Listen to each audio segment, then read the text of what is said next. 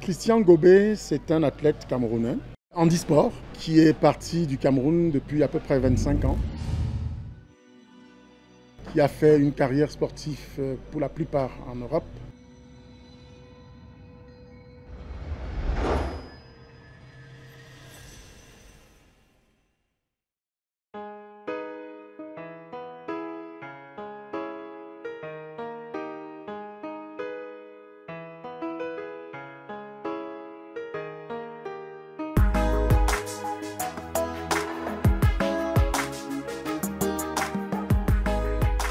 Tout a commencé au centre des handicapés à Tougébé, au Cameroun.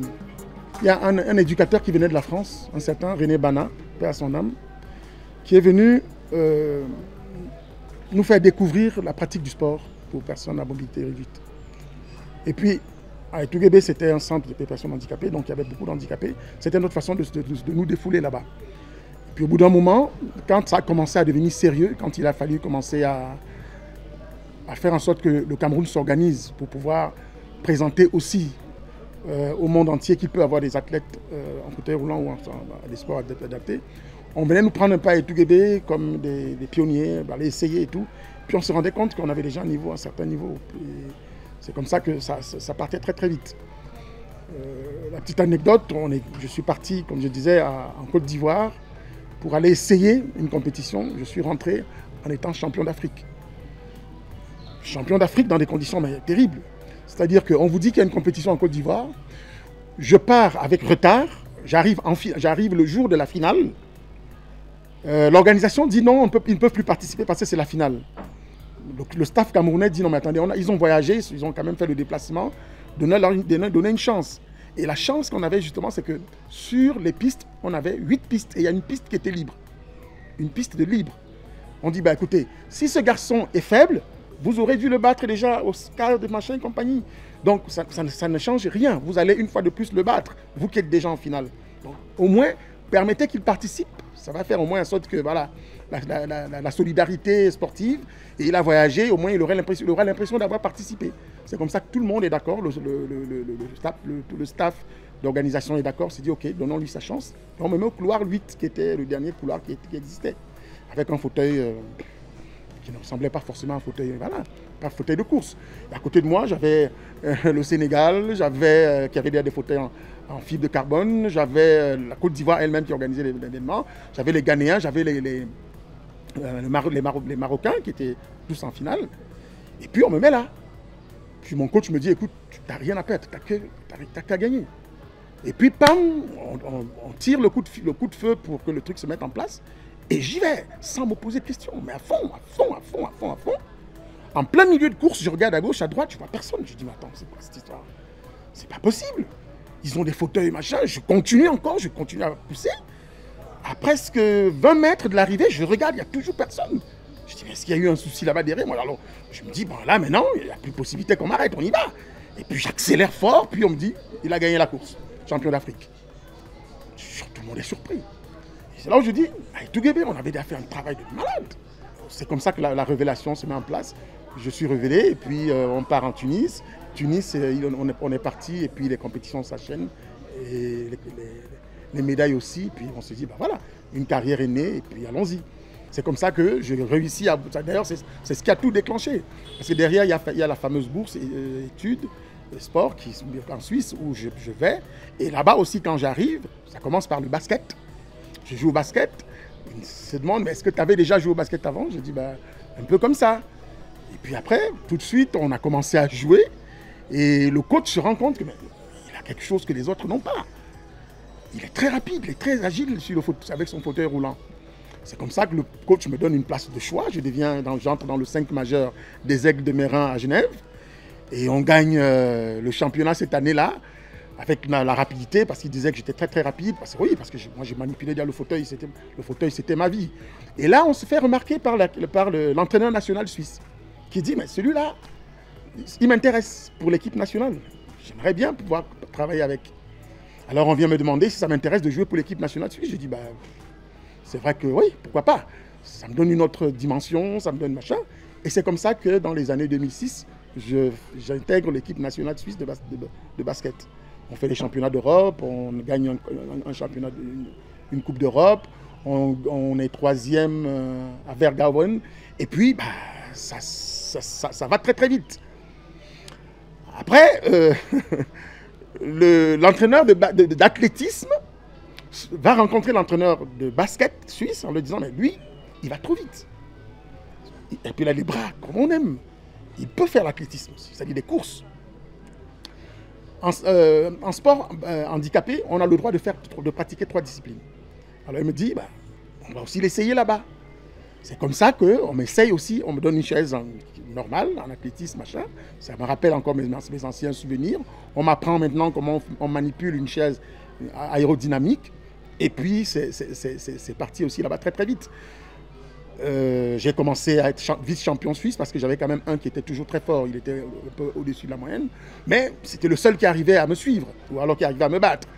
Et une fois de plus, l'équipe suisse d'athlétisme propose aussi m'avoir comme athlète international à l'équipe nationale suisse d'athlétisme. Donc maintenant, je fais partie de l'équipe nationale de basket et l'équipe nationale d'athlétisme suisse.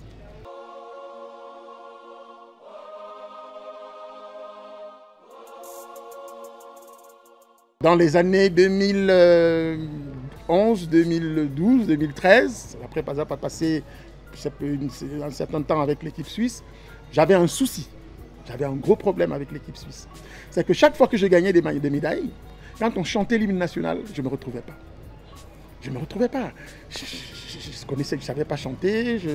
Voilà. Mais j'avais l'impression d'être un cheveu qu'on a jeté dans la soupe. C'est comme ça que une fédération est en train de naître au Cameroun. Un comité national paralympique est en train de se mettre en place. Et il me contacte en me disant, écoute, nous, on a besoin des gens comme toi. On a besoin de quelqu'un comme toi qui peut venir nous tirer vers le haut. Ça va nous permettre de vulgariser notre sport au Cameroun. Et ça va nous permettre aussi de motiver les autres jeunes qui... Et c'est comme ça que j'ai dit, écoutez, pour vous dire la vérité, mon rêve, ça a toujours été de pouvoir compétir pour le Cameroun.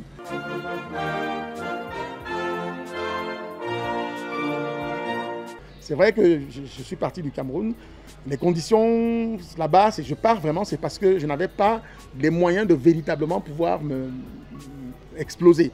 Ici, c'est le cas. Maintenant, faites une demande à l'équipe suisse, au comité suisse. S'ils acceptent, je peux revenir jouer pour le Cameroun. Et ils n'ont pas hésité, ils ont fait une demande.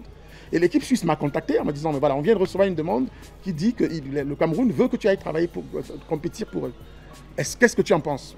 Je leur ai dit, écoutez, c'est naturel. Ici en Suisse, vous n'avez pas besoin parce qu'il y a tellement de talent en Suisse, dans l'athlétisme par exemple. Moi, là-bas, je peux apporter quelque chose aux jeunes, je peux faire monter le sport, je peux apporter quelque chose qui sera peut-être bénéfique pour ceux qui sont restés là-bas.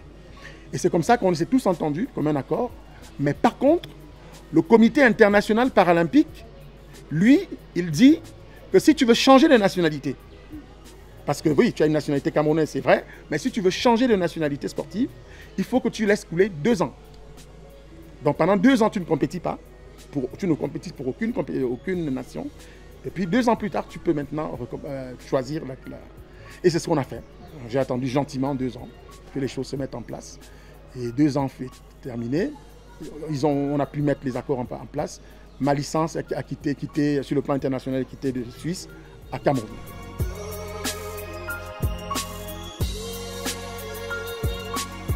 En 2006, c'était aux Pays-Bas. C'était le premier championnat du monde aux Pays-Bas. Comme je compétissais pour la Suisse, évidemment. Et il y avait beaucoup de frousse. J'étais un peu tendu parce que je me disais, mais c'était la première fois que j'arrive à ce niveau de compétition. C'était la première fois que je vois autant de personnes handicapées au kilomètre carré. C'était une très très grande fête qu'ils ont organisée. Je ne connaissais pas encore la fête des Jeux paralympiques, mais vraiment c'était quelque chose d'extraordinaire. Championnat du monde, ça venait de tous les pays du monde entier, puis ben, voilà. Et j'ai représenté la Suisse et je suis sorti 3e, donc médaille de bronze, aux 100 mètres et aux 4 fois 100 mètres. Et ça a été quelque chose d'extraordinaire. Je suis rentré en Suisse et c'est là où je vous ai dit, quand on chante, c'était pas ça, on chante l'hymne, c'est pas ça. Et je suis arrivé en Suisse, l'accueil était, voilà, c'était comme ça. Et puis bah, je me suis dit, bon voilà, c'est le sport, ça fait partie du jeu. Et ça reste un très très très beau souvenir, par exemple. Et maintenant, pour le Cameroun, quand je rentre au Cameroun, ma première compétition, c'était les championnats d'Afrique qui se passaient à Brazzaville, au Congo. C'est la même chose. Là, maintenant, je porte le vert ou jaune. Je vais représenter quelque chose qui me parle. Et évidemment, je suis j'ai fait les concours, lancer du poids. Et évidemment, j'ai la première place, c'est-à-dire que champion d'Afrique. Et c'était la toute première fois qu'une personne handicapée puisse ramener une médaille pour les Jeux africains. Vous savez, les Jeux africains, j'avais beaucoup aimé cette compétition parce qu'on venait avec tous les différents sports. Ça a un peu changé ces derniers temps. Tous les sports au Cameroun venaient. Le football, le judo, le karaté, enfin tout ce que vous voulez, l'athlétisme et compagnie. Et on allait avec toute la délégation qui partait représenter le Cameroun pour les Jeux africains. Et il y avait donc une compétition, dans la même compétition, les handicapés étaient représentés. Et toutes les médailles étaient comptabilisées pour le compte du Cameroun, que ce soit handicapés et compagnie. Et là, j'avais été très très content parce que j'ai réussi à amener une médaille d'or pour le Cameroun, pendant que le football ramenait la médaille d'argent. Et au ministère des Sports, ils étaient très très contents. Le ministère des Sports très content de savoir que bon voilà, le handisport nous a ramené une médaille d'or. Et c'est là où j'ai pu rencontrer un peu toute l'équipe nationale féminine, les Lions Indomptables. On était dans le même village, les Jeux au Congo. Et c'était une très très belle fête. C'était une belle fête. Et moi, la fierté, c'était de se dire que quand on comptait les médailles d'or du Cameroun, j'en faisais partie. Et il y a eu les championnats du monde à Lyon, effectivement, ou après derrière, hein, en 2012, on est parti à Lyon pour les championnats du monde, pour le compte du Cameroun aussi déjà. Et là, oui, j'ai ramené aussi une médaille de bronze. Le Cameroun, on était content, on était très heureux. Et on était déjà gentiment en train de se préparer pour les Jeux paralympiques qui allaient arriver tout bientôt à Rio de Janeiro.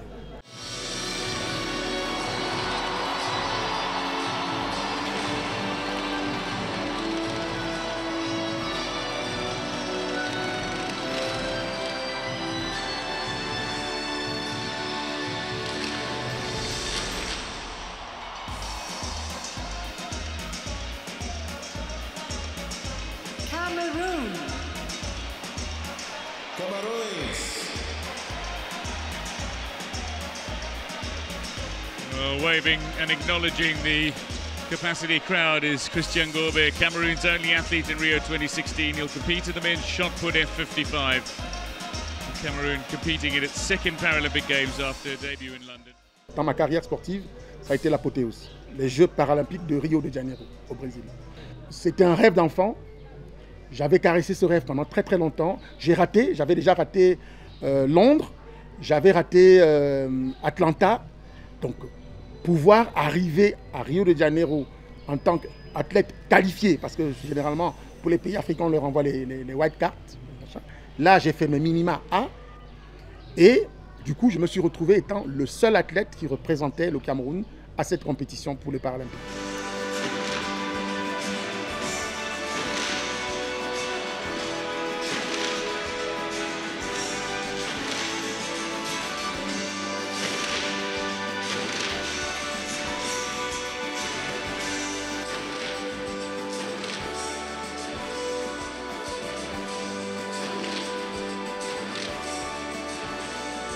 J'avais deux coachs. Il y avait le représentant de la présidence de la République, le représentant du Premier ministère, représentant du ministère des Sports, représentant du ministère des Affaires sociales, représentant du Comité national paralympique, représentant... Il y avait plein de représentants qui étaient avec nous. Et je trouvais ça marrant. C'était quelque chose d'extraordinaire. J'étais un peu au centre de tout ça. Et c'était une fierté de me dire, bon voilà, là, je fais quelque chose que je pourrais raconter pendant très très longtemps à mes enfants en disant voilà, ça je l'ai fait. Et les Jeux Olympiques, vraiment, c'est la plus grosse fête mondiale du sport.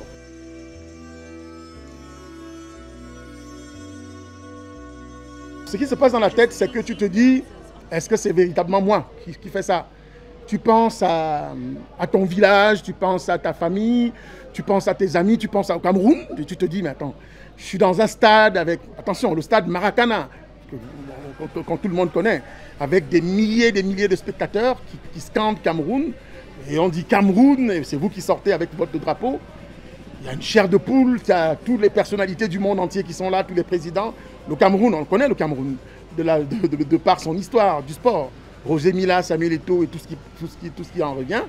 Quand vous sortez là, avec toute cette image dans la tête de tout le monde, vous êtes un peu celui-là, vous êtes le Roger Mila, le Samuel Eto'o, tout ce que vous voulez à cet instant.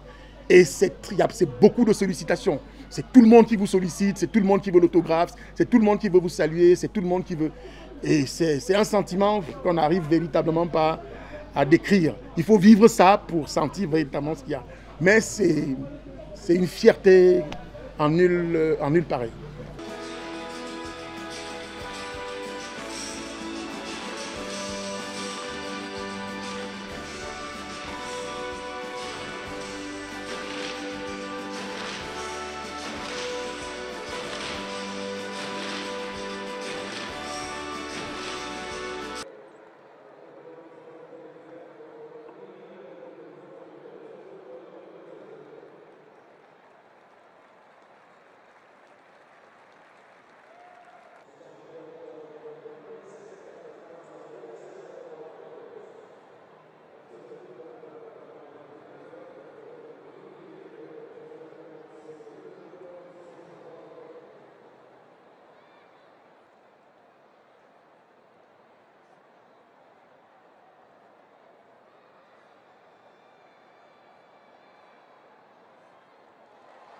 Avec beaucoup de hargne, de force. On était à peu près 40 athlètes dans notre discipline. J'ai réussi à faire la finale. Et à la finale, là, je suis tombé sur ce qui fait ce fait de must là-bas. Et je n'ai pas pu faire grand-chose. Je suis sorti 8e mondial avec pas de médaille, mais avec un diplôme olympique que je garde très bien à la maison et ça qui me rend aussi très très fier.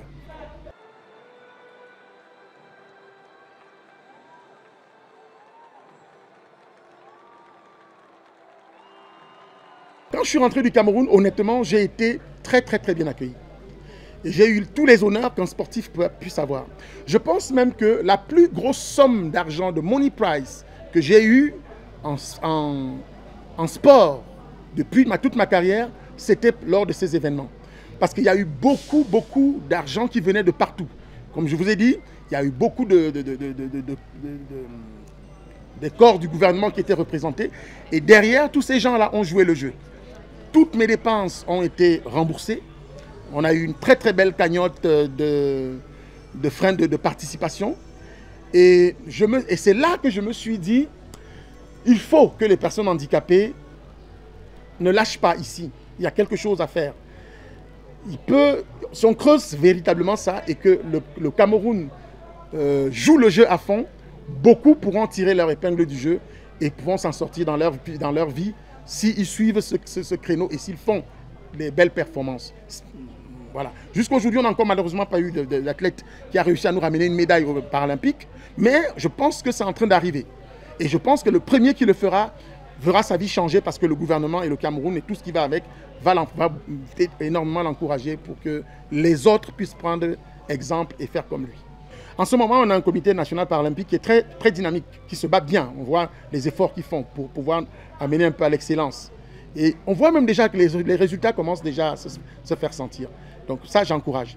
Mais maintenant, nos fédérations devraient être encore plus étoffées, mieux encadrées, plus outillées pour aller détecter. Parce que je vous garantis, des Christian Gobé, il y en a là dehors, mais en veux-tu, en voilà. Il y en a plein. Mais ils ne savent pas qu'ils sont capables de faire ce qu'ils font. Et ceux qui ont la chance de le faire, malheureusement, on ne les encadre pas comme il faudrait. Ils sont en train de travailler dans des conditions, vraiment, comme vous dites, rudimentaires, avec des moyens du bord. Ils se battent comme ils peuvent, parfois avec des ventres affamés, ils ne savent pas où, machin. Ils essayent, mais malheureusement, dans ces conditions-là, quand on travaille comme ça, on ne peut pas aller loin. À un moment, on va se fatiguer, on va se décourager, et puis machin. Il n'y a pas assez de compétition. C'est pas très bien organisé, malheureusement. Moi, je pense que les responsables, en ce moment, gagneraient en surfant sur cette vague pour essayer de tirer le maximum de ressources pour permettre justement à ceux-là qui veulent se démarquer de pouvoir le faire. Parce que moi, je reste convaincu que la matière, elle est là. Le potentiel, il est énorme auprès de certains. Mais maintenant, il faut qu'on leur donne les conditions maximales pour qu'ils puissent véritablement éclore. Et à mon avis, il y a quelque chose d'intéressant qui va sortir de là.